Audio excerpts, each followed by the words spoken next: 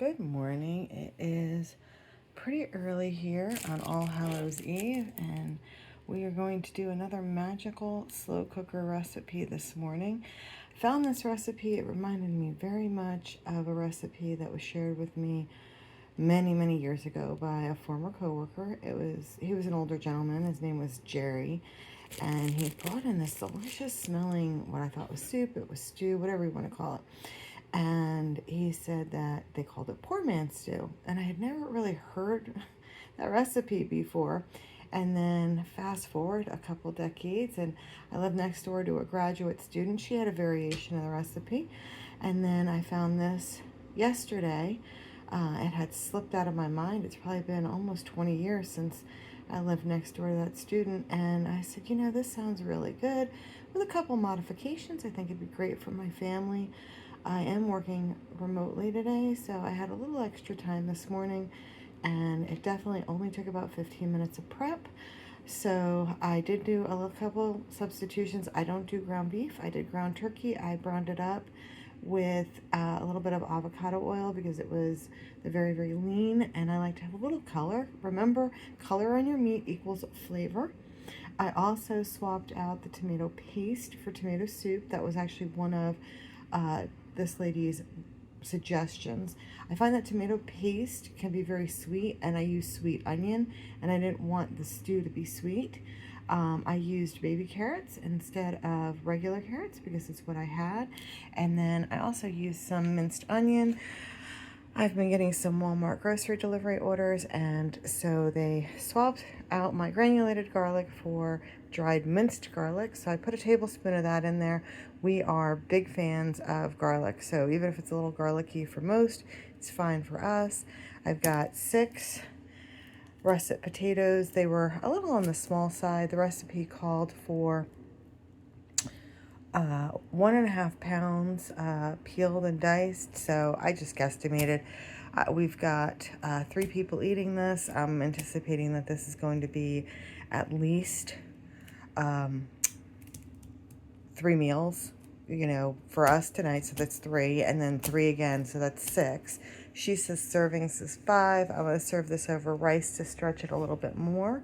So in our slow cooker, we have our liner. These liners are great. They save you tons of time. I do still wipe the crock pot out before I put it away for use, but you don't get the baked on stuff. So in here, we've got our 6 russet potatoes, a tablespoon of the dried minced garlic, a pound of the lean ground turkey.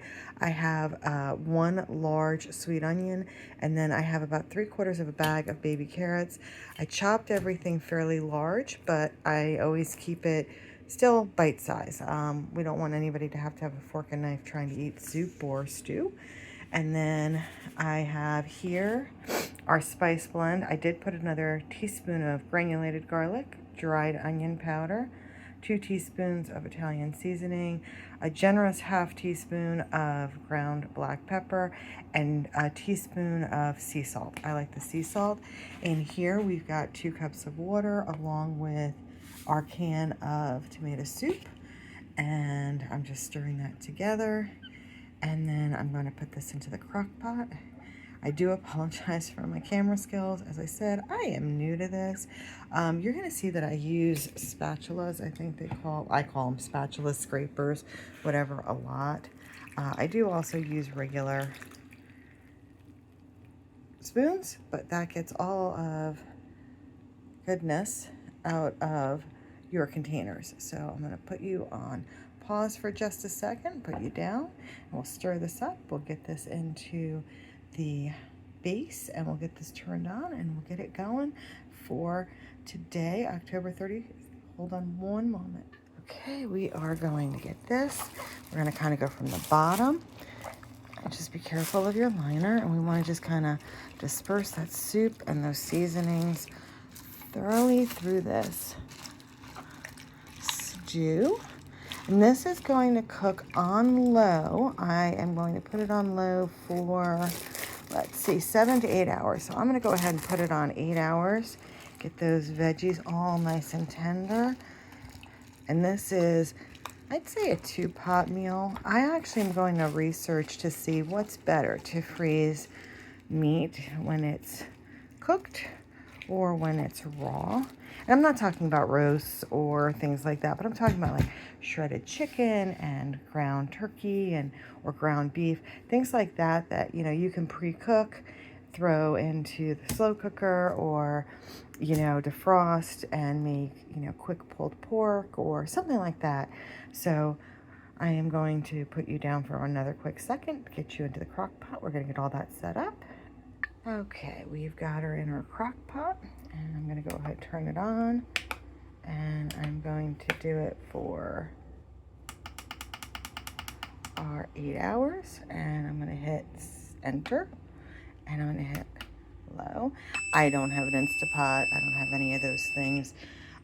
This was really fancy for me for years. I just had the one that you turned to low, high, and off, and that was it. It was actually a knob. This one's just a few years old. It gets a lot of use. I'm actually thinking about doing a small appliance sale and getting rid of a lot of the sort of single-use appliances and maybe getting myself a second crock pot. I don't know if I'll go with the size, bigger or smaller. I'll have to think about that. I do a lot of slow cooking in the wintertime, not as much in the summertime. In the summertime, I tend to do a lot of salads and just really quick, easy meals.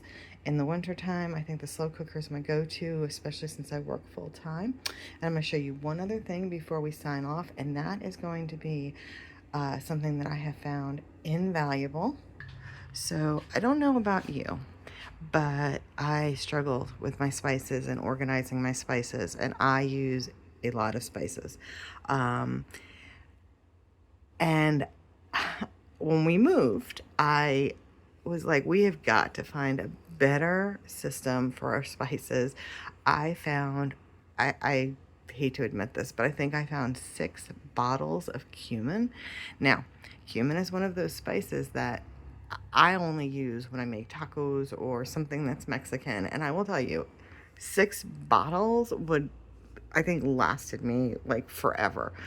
So I purchased this rack, and then I purchased these bottles. I did get them off of Amazon. I'm not sure where else you can get them. And then I also got the sticker set came with the bottles. And I do have an overflow. So as these empty, I just refill them, and you can tell like where things are in terms of like I need onion powder. So I've got to see how much I have in my overflow and then refill that. This has been so invaluable. Yes, mine is alphabetized. Does yours need to be? No. This calms the chaos in my mind.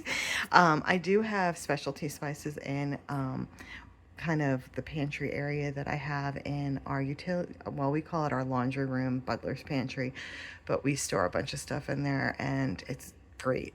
So I've got barbecue seasonings in there, Old Bay spices, all my what I call overflow seasonings. I tend to buy big things of seasonings of the ones I use all the time: granulated garlic, onion powder, minced onion, parsley, Italian seasoning, oregano. The ones that are more specialty items like bay leaves or whole cloves, things like that, I will tend to buy just small bottles.